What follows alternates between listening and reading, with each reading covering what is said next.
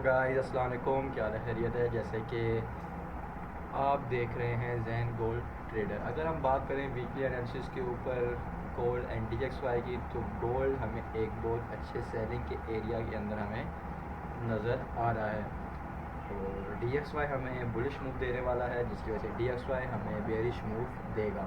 अगर बात करें एनालिसिस के ऊपर, तो हम सबसे पहले वीकली चार्ट खोलते हैं, क्योंकि हम वीकली एनालिसिस कर रहे हैं। तो वीकली की बेस के ऊपर अगर हम देखें तो दोनों कैंडल पिछले वीक भी जो क्लोजिंग हुई वो भी सेम हुई, इस वीक जो हुई वो भी क्लोज हुई। इट्स मीन कि मार्केट अभी भी सेलिंग के अंदर ही है। ठीक है, मार्केट ने कोई एक ख़ास मूव हमें नहीं दिया, स्टिल मार्केट हमें सेलिंग के एरिया के अंदर ही नज़र आ रही है।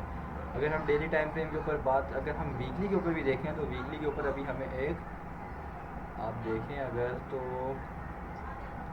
आपको ये एक डबल टॉप की कंफर्मेशन मिली है। ठीक है, ये अगर हम यहाँ पे हम बात करें तो ये हमें एक ये टॉप है, एक ये टॉप है। ठीक है, ये देखिए, एक ये है और एक ये है। तो जब भी डबल टॉप बनता है तो आपको पता है कि मार्केट नेक्स्ट मूव क्या देती है। तो मार्केट हमें बेरिश मूव ही देगी। और अगर हम डेली टाइम फ्रेम के ऊपर बात करें तो डेली टाइम फ्रेम के अंदर भी हमें एक डबल टॉप की कंफर्मेशन नज़र आ रही है। ठीक है, तो डबल टॉप हमें कैसे यहाँ पे फाइंड करना है। सबसे पहले तो डबल टॉप हमें ये दो लेवल, दोनों कैंडल का डबल टॉप है डेली टाइम फ्रेम के ऊपर। एक हमें ये है और दूसरा हमारा ये है।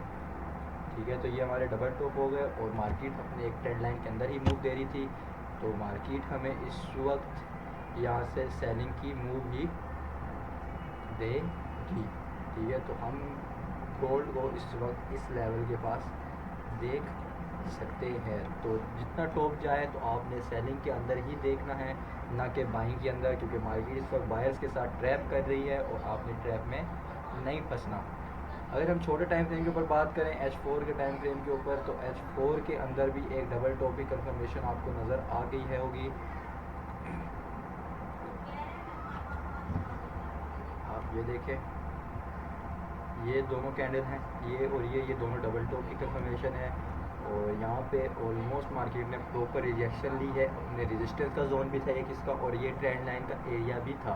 तो मार्केट आपको यहाँ से सेलिंग की मूव भी देती हुई नज़र आएगी। तो आपने सिर्फ और सिर्फ सेलिंग का ही सोचना है। अगर इन केस मार्केट आपको ये पैटर्न ब्रेक करती है तो ये एक जो है बेरिश इनगल्फिंग सेटअप बना हुआ है यहाँ पे। ठीक है, ये मैंने जोन मार्क भी किया हुआ है। तो अगर आपको इस जोन के अंदर मार्केट मिलती है 1956 और 50 का एरिया अगर आपको मार्केट नज़र आता है, तो आपने टॉप से सिर्फ सेलिंग का ही सोचना है, ना कि बाइंग का सोचना है। और अगर यहाँ पे इस लेवल की आपको कैंडल कोई मिलती है रिजेक्शन की, तो आप लॉन्ग होल्डिंग के ऊपर सेलिंग कर सकते हैं। और मार्केट सेलिंग के अंदर ही है, मार्केट हमें यहाँ से भी सेल को मूव दे सकती है। और अगर यहाँ पे इनकेस मार्केट चली जाती है और अगर ये ट्रेंड लाइन ब्रेक होती है, तो मार्केट हमें यहाँ पे मूव देगी। अगर मार्केट इस ट्रेंड लाइन को ब्रेक करती है और अपने दोबारा सपोर्ट के लेवल को रीटेस्ट करती है, तो मार्केट हमें इस लेवल के पास मूव देगी और यहाँ से आपने सेलिंग की एंट्री लेनी है लॉन्ग होल्डिंग के ऊपर। ठीक है,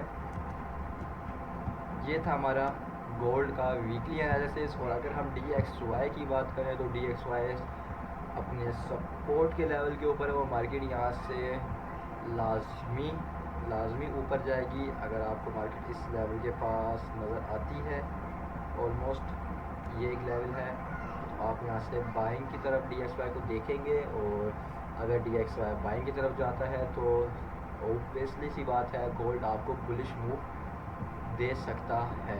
ठीक है, तो DXY का ये वीकली एनालिसिस था।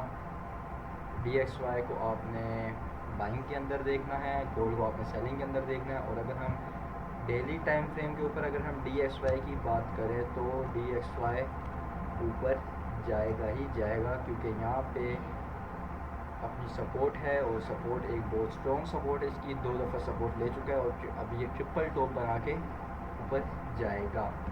ठीक है, अगर हम वीकली की बात करें तो तो वीकली भी आपको यहाँ से बाइंग की तरफ ही मूव देगा।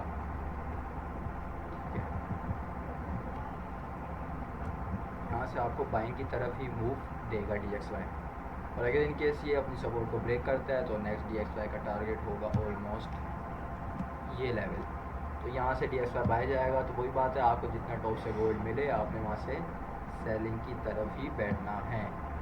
उम्मीद है आपको मेरा अच्छा लगा होगा। काइंडली लाइक एंड सब्सक्राइब करना मत भूलिएगा। Thank you so much. अल्लाह हाफिज़।